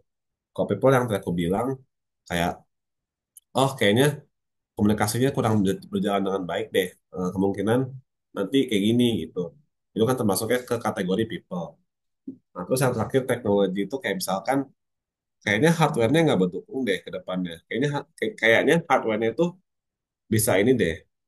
Kayaknya hardware-nya bisa bisa tiba-tiba di tengah jalan down gitu deh. Nah, itu kan termasuk ke teknologi. Karena hardware kan gitu. Kayak aku bisa next lagi is report contents. So source of overall project risk, important drivers of overall project risk exposure. Summary information on risk events. Ini harusnya enggak sih. Nah, ini harusnya kalau dari kisi-kisi harusnya yang keluar ini sih. Harusnya bagian yang ini aja sih, risk register aja. Jadi teman-teman bisa hafalin ini aja nih, bisa hafalin tabel ini aja. Karena ini pasti, ini bakal, nggak tahu ya, tapi pasti kalau di kisi-kisi soalnya ada. Tapi jadinya harusnya harusnya bakal keluar, harusnya ya. The rank, risk description, kategori, root cause, triggers, potential response, risk owner, probability, impact, dan status. Tuh. Jadi teman-teman bisa SS atau teman-teman nanti bisa baca lebih detail juga bisa kayak gini. Contoh-contohnya,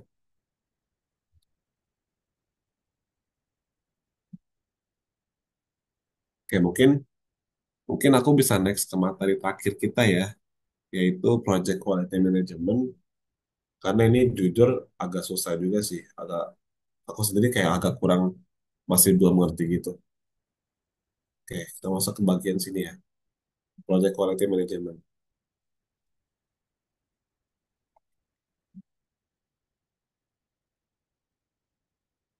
The importance of project quality management. Many people joke about the poor quality of IT products. Most people simply accept poor quality. Quality is very important. Ya, ini kalian bisa baca juga, bisa next, bisa next lagi. Nah, what is project quality management? International Organization for Standardization (ISO) definition of quality. Totality of characteristic of an entity that bear on its ability to satisfy stated or implied needs. The degree of which is set of inherent characteristics fulfills requirements. Other definitions of quality. Conformance to requirements. Projects process and products meet written specification. Fitness for use. Product can be used as it was intended. Jadi ini kayak jelasin aja sih kayak apa sih project quality management itu? Itu. Nah, tujuan project quality management itu apa? Project quality management itu memastikan bahwa project itu akan eh, memastikan project itu memuaskan keperluan yang dibutuhkan oleh customer maupun sponsor kayak gitu. Jadi project quality management itu bakal ngemastiin nih apakah proyeknya itu sesuai dengan rencana yang sudah ditentukan dan juga sesuai dengan permintaan customer atau sponsor kayak gitu. Nah, di project quality management ini ada prosesnya lagi sama kayak tadi, sama kayak communication sama stakeholder, itu ada bagian planning, managing, dan controlling. Aku bisa next. Nah, ini ada bagian plan, manage, sama control. Aku bisa next lagi. Nah, kita masuk ke fase planning quality management. Implies the ability to anticipate situations and prepare actions to bring about the desired outcome. Defect prevention methods, selecting proper materials, training and indoctrinating people in quality, planning a process that ensures the appropriate outcome. Nah, ini maksudnya sebelum kita memulai atau mengelola quality dari sebuah project, itu kita harus nge-planning dulu nih. Kita tuh harus memilih material yang tepat. Kalau misalkan aku bisa kasih contoh, misalkan kita itu bisa memilih hardware yang tepat, atau kita itu bisa memilih software yang tepat gitu. Terus, kita itu juga harus nge-training people supaya dia tuh bisa menjalankan project yang lancar. Misalkan di people bagian divisi tertentu gitu. Nah, itu kita bisa training supaya nanti kita bisa menghasilkan projectnya itu dengan baik gitu. Terus yang terakhir adalah planning a process that ensures the appropriate outcome. Nah, ini juga, jadi kita itu harus nge-planning nih proses-proses apa aja sih yang nanti bisa kita lakuin saat kita mengelola suatu project, sorry, mendevelop suatu project. Nah, terus juga outcome-nya apa nanti yang bisa dihasilkan setelah kita berhasil mendevelop project tersebut gitu. Jadi semuanya itu harus benar-benar di planning dari awal supaya nanti projectnya itu menghasilkan output yang bagus gitu dan quality yang bagus juga kayak gitu. So, next lagi, ini aku bisa next. Nah, managing quality. Jadi di suatu perusahaan itu biasanya ada yang namanya quality assurance. Nah, quality assurance itu bisa digampangnya itu kayak dia itu yang ngecek-ngecekin semua proyeknya apakah sesuai dengan standar atau tidak gitu. Jadi dia eh, kayak kayak menentukan nih kayak apakah proyek tersebut itu bagus gak sih proyek tersebut atau nggak sesuai sama standar kita gitu. Kalau misalnya nggak sesuai sama standar itu dia bakal nyuruh ngulang gitu proyeknya. Itu gampangnya sih quality assurance. Dan itu termasuk ke bagian managing quality karena ya dia yang apa karena dia yang mengelola proyek tersebut. Sorry, dia yang mengelola kualitas proyek tersebut kayak gitu.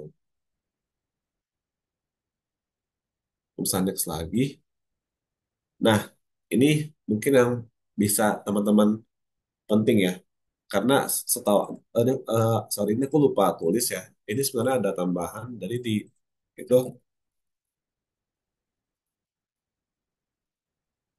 di casing itu ada yang aku kurang. Nah, jadi di bagian quality, sorry di bagian materi project quality management di casing itu ada di bagian ini, ada di bagian tools ini.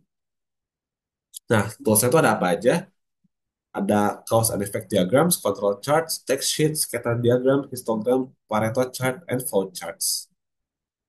Nah, ini ada tools yang pertama, simple cause and effect diagram.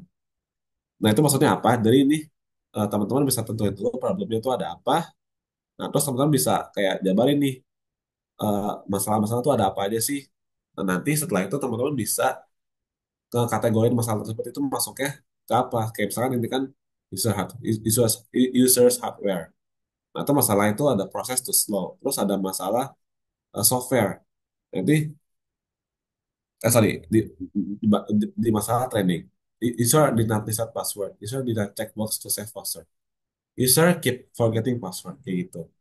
Jadi teman-teman bisa kayak ingat aja sih ini kayak gini. Apa gambarannya itu, gambar toolsnya itu kayak gini. Aku bisa next lagi. Ini juga ada eh, sample control kayak gini. Terus ada sistem komplain. Ini maksudnya itu kayak eh, kayak keburukan apa sorry bukan keburukan sih kayak sistem sistem komplain itu maksudnya kayak kayak gimana ya bisa dibilang itu oh jadi komplain-komplain yang dilaporkan oleh orang itu kayak gimana sih gitu kayak hari ini tuh ada berapa terus hari kedua ada berapa kayak gitu. Nah ini ada user satisfaction rating ini ada ini kita tuh ngukur bagian umur sama ada tuh seberapa puas sih mereka sama projectnya gitu sama produknya. Ini ada kayak gini. Terus ada bagian sampel histogram juga. Ini ada number of complaint. Ini seberapa seberapa banyak komplain di dalam minggu gitu. Ini minggu ke satu ada segini komplainnya, minggu kedua ada segini komplainnya, kayak gitu. Ini juga ada Pareto chart kayak gini.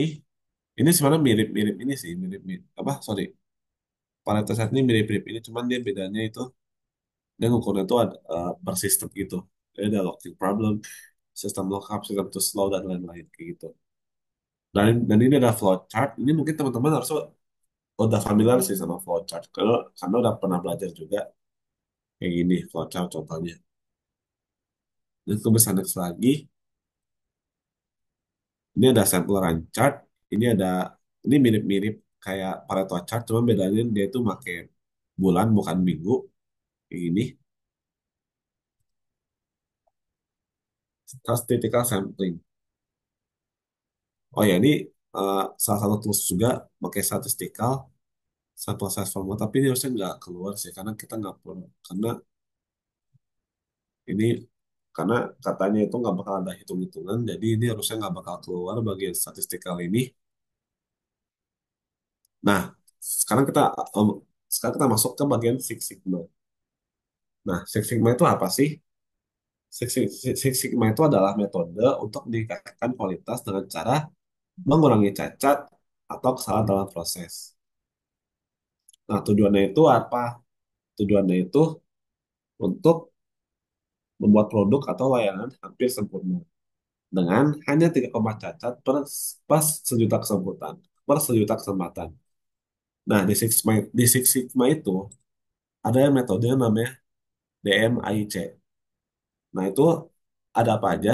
DMAIC itu ada define, mis- measure, analyze, improve, and control. Nah, define itu maksudnya apa? Define itu maksudnya menentukan masalah yang ingin diperbaiki. Jadi kayak kalau misalkan di suatu produk itu atau di suatu project itu ada masalah, itu kita tetap kayak tentuin dulu nih. Nah, itu tuh bakal kita perbaikin apa enggak kayak gitu. Nah, terus proses. Proses itu ngukur kayak seberapa buruk sih sistemnya itu berjalan gitu. Jadi itu kayak ngukur gitu. Terus analyze. Analyze itu kita tuh kita tuh jadi tahu apa sih yang menyebabkan masalah itu terjadi gitu. Terus improve. Improve itu ya kita mencari solusi dan ide eh, untuk supaya nanti ke depannya masalah itu tidak terjadi kayak gitu. Kontrol, kalau kontrol itu kayak bisa dibilang kayak monitoring gitu. Jadi kita itu eh, bakal tetap ngontrolin si masalah tersebut, apakah sesuai track atau enggak gitu. Sama kita juga bakal eh, ngasih solusinya tuh gimana gitu. Jadi kita bisa next aja.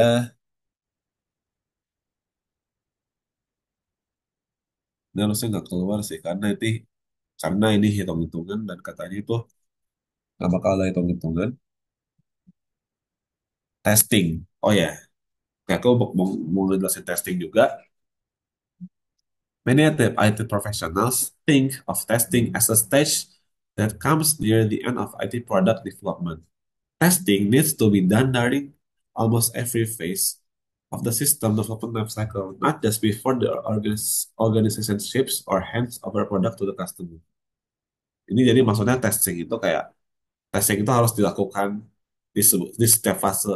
Jadi testing itu nggak cuma dilakukan sebelum produk itu jadi gitu. Jadi semua fase itu harus dilakukan yang namanya testing kayak gitu. Nah, ini ada ininya, ada diagramnya. Testing itu dilakukan di bagian ini nih, di bagian development ini. Kalau bisa next lagi. Nah, testing itu ada beberapa macam tipe. Ini harusnya teman-teman udah pernah belajar sih, pas besar 2 deh kalau nggak salah. Tapi aku mau jelasin lagi aja.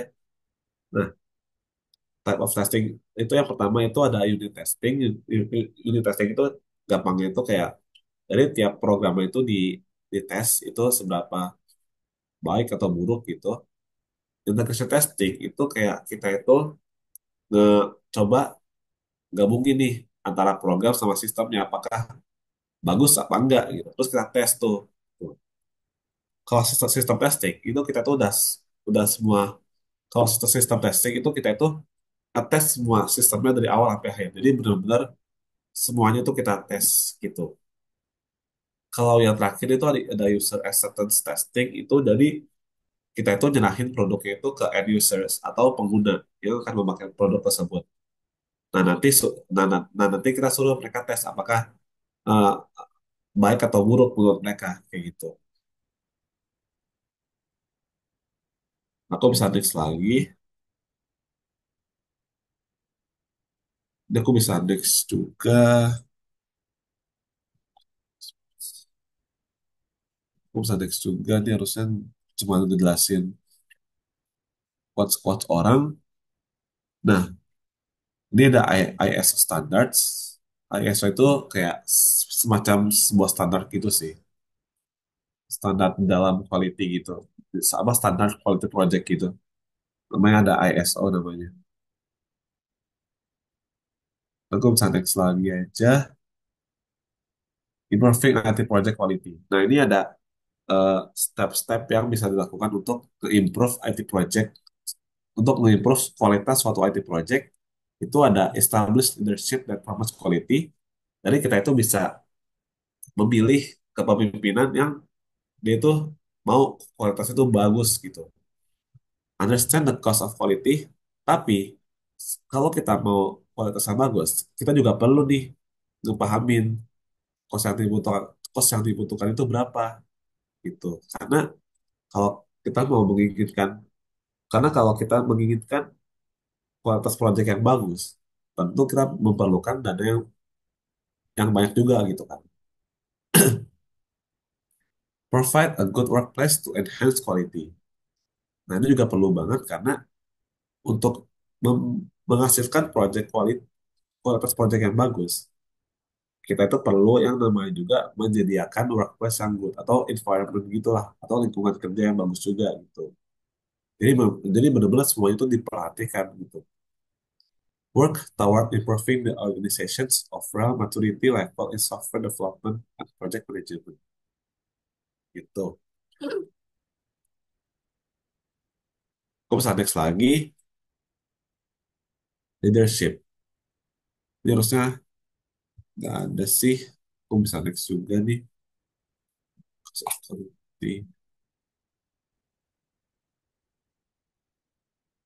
Oke, ini aku juga bisa next juga.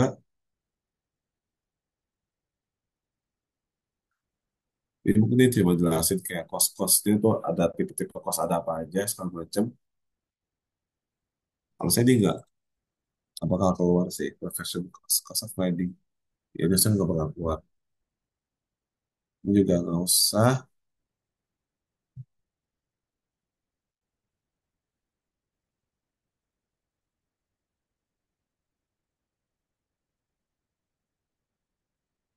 Oke, ini juga ini enggak expectation and cultural difference quality.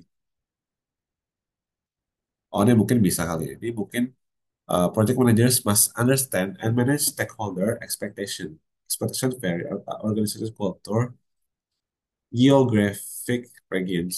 Jadi kan lokasi orang kan berbeda-beda kan. Terus juga kultur di dalam organisasi itu berbeda-beda. Nah, tentu ekspektasi juga bakal ngaruh tuh ke situ gitu. Jadi project manager juga harus bisa ngepahamin stakeholder mereka yang tadi aku bilang dari apa di materi awal tadi. Project stakeholder management itu kayak gitu. Jadi itu sebenarnya saling berhubungan sih antar satu sama lain. Itu juga harusnya nggak bakal keluar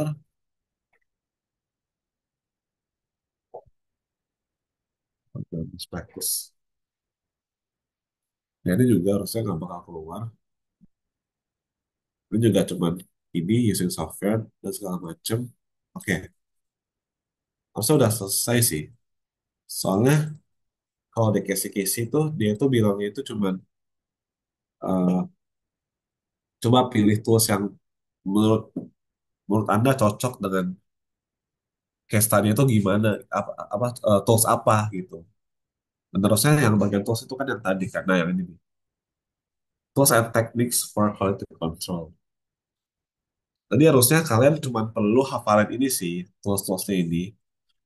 Karena di kisi-kisi cuma bilangnya gitu, cuma disuruh pilih tools yang cocok dengan kalau misalnya nanti case-nya itu gimana gitu. Jadi mungkin teman-teman bisa hafalin berbagai macam tools yang ada di sini, tapi teman-teman bisa hafalin yang bagian ini sih. Karena kemarin aku itu latihan itu eh, sama dosennya itu disuruh buat ini kayak gini nih, buat tools yang simple cause and effect diagram. Jadi teman-teman harusnya bisa ngebuat ini. Kalau yang ini kayaknya enggak deh, yang ini kayaknya harusnya enggak. Paling yang gampang-gampang aja sih, kayak ini, terus ini, ini juga bisa, ini, Flowchart juga mungkin bisa. Pokoknya yang bagian kayak gini nih, yang bagian statistik-statistik ini kayaknya nggak harus sih. Kayaknya ini nggak bakal keluar sih ini kayaknya harusnya ya. Karena ini terlalu kompleks gitu. Jadi teman-teman bisa hafalin yang kayak selain yang ini aja. Yang ini, ini, ini, ini gitu. Tapi aku saranin teman-teman juga baca semuanya sih, baca semua materi ini. Karena takutnya dia tiba-tiba nanya yang lain juga kan. Kayak misalkan dia tiba-tiba nanya Six Sigma gini. Tapi kalau statistik harusnya nggak mungkin sih. Karena ini hitung-hitungan dan nggak mungkin ada hitung-hitungan. Terus teman-teman juga bisa hafal testing juga. Karena ini ya, harusnya testing teman-teman udah hafal sih. Testing. Terus ini juga mungkin teman-teman bisa baca juga. Jadi aku saranin baca semuanya sih kalau mau benar-benar paham sama materinya. Karena jujur aku juga kurang terlalu paham sama materinya. Aku cuma paham yang tools-tools ini doang. Karena aku cuma ngelatih di kisi-kisi doang. Tapi yang lain aku juga kayak harus perlu baca lagi gitu. Jadi segitu aja sih paling untuk materi yang terakhir kita ini. Kayak mungkin aku mau nge-review sedikit kali ya. Sampai jam 11 biar ngabisin waktu dikit juga. Oke. Aku mau nge-review lagi yang ke kan kita tadi ada belajar project stakeholder management, ya kalau mau akses dulu. Kita ada belajar project stakeholder management, ada planning communication management, ada project quality management, dan ada, dan terakhir itu ada dari risk register. Kita mulai dari project stakeholder management dulu. Di sini kita tadi udah belajar cara mengelola stakeholder yang baik itu gimana sih. Terus stakeholder itu apa sih artinya? Stakeholder itu kan pemangku kepentingan, orang-orang yang terlibat dalam proyek tersebut. Itu gampangnya. Terus fasenya itu ada identify, ada plan, manage, sama monitor. Di bagian identify itu teman-teman itu bisa menggunakan suatu tools yang namanya Power Grid yang nanti bisa yang nanti harusnya keluar di UAS. Tuh. Ini, ini nih, Power Grid. Power interest grid, sorry. Power interest grid. Yang ini salah satu tools yang bisa digunain di dalam fase identifying stakeholders. Terus ada bagian planning, ada managing, sama ada monitoring gitu. Terus kita masuk next ke bagian communication management. Kalau communication ini dia nggak ada kisi-kisi yang spesifik, jadi teman-teman eh, mau nggak mau harus baca semua materinya. Kalau communication ini harusnya kayak cuma ngejelasin planning, manage, sama monitor doang. Kayak gimana sih supaya kita itu bisa mengelola komunikasi dengan baik.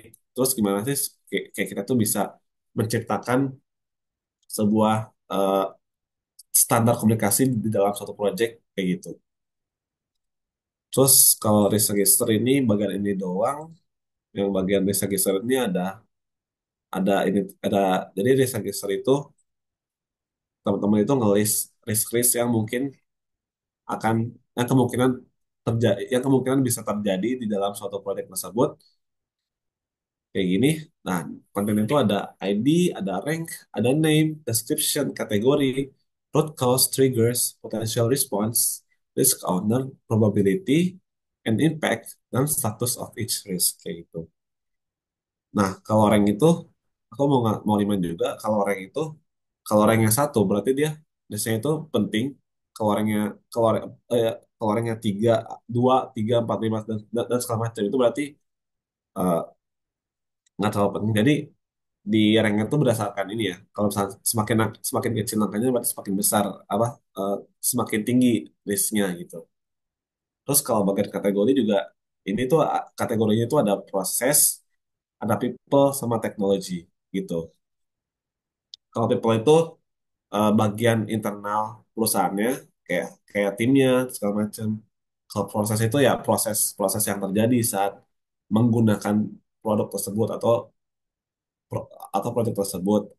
Kalau teknologi itu ya teknologi yang membantu produk tersebut gitu atau yang support produk tersebut kayak gitu itu bagian kategori itu aja sih. Nah ini contoh tabelnya mungkin teman-teman yang belum SS bisa SS sekarang kali ya karena ini agak lumayan banyak juga sih yang harus dihafalin tabel-tabel yang kayak gini. Ada nomor, ada rank, risk description. Nomor tuh ID ya.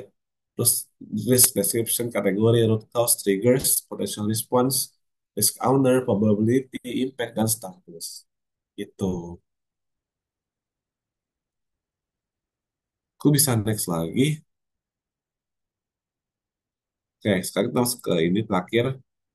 Ini tools-toolsnya ini ada simple and cause effect, simple sample control, sample check sheet, scatter, histogram, Pareto, flowchart, line chart, dan lain-lain. Gitu. Jadi teman-teman harusnya hafalin yang tools-tools ini aja sih. Sama juga teman-teman, aku rekomendasiin baca semuanya karena menurut aku yang paling susah sih yang ini sih. Materi yang ini sih menurut aku yang paling susah. Karena kayak dia kayak campur-campur gitu materinya. Kayak tiba-tiba ngomongin ini, tiba-tiba ngomongin ini gitu. Jadi kayak bingung gitu sih. Jadi aku rekomendasiin materi yang teman-teman agak baik baca tuh yang ini aja nih. Yang materi Project Quality Management yang ini.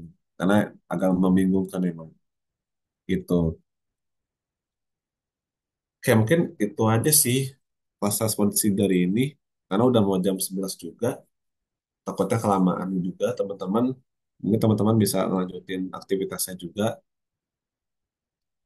Kayak aku mau subscribe dulu ya. Bentar.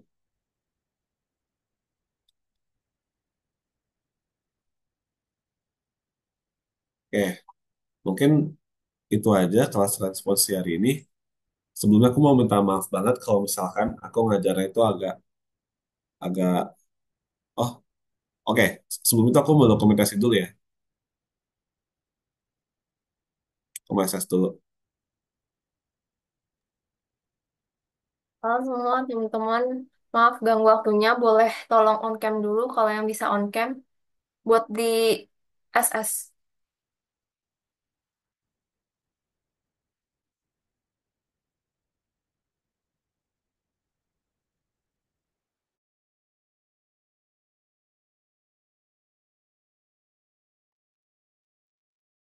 Udah aku SS aja deh. Satu, dua, tiga.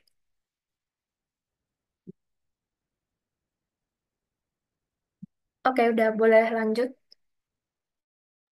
Oke, sebelumnya sebelum sebelum aku akhiri sesi ini aku mau minta maaf dulu kalau misalkan aku ngajarnya agak kurang enak atau aku ada kesalahan dalam mengajar atau aku salah materinya atau aku salah salah ngasih informasi atau aku ngasih kisi kurang tepat. Sebelum aku minta maaf banget karena aku juga masih belajar sebenarnya tapi aku mau coba-coba juga buat ngebagiin eh, ngebagiin ilmu ilmu yang udah aku dapet selama aku belajar ini secara lebih gampang gitu kayak gitu. Terus juga kis-kisnya mungkin nanti aku bisa share ya ke dalam chatnya bentar. Aku mau save kisi-kisnya dulu nanti aku share dalam aku share di ini aja.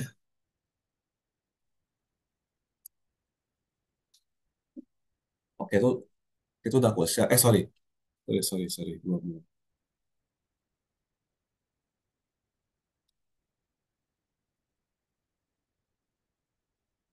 Oke, teman-teman bisa, aku udah share di grup chat kisi-kisi eh, materi hari ini sama kemungkinan kisi-kisi ESPN-nya kayak gimana.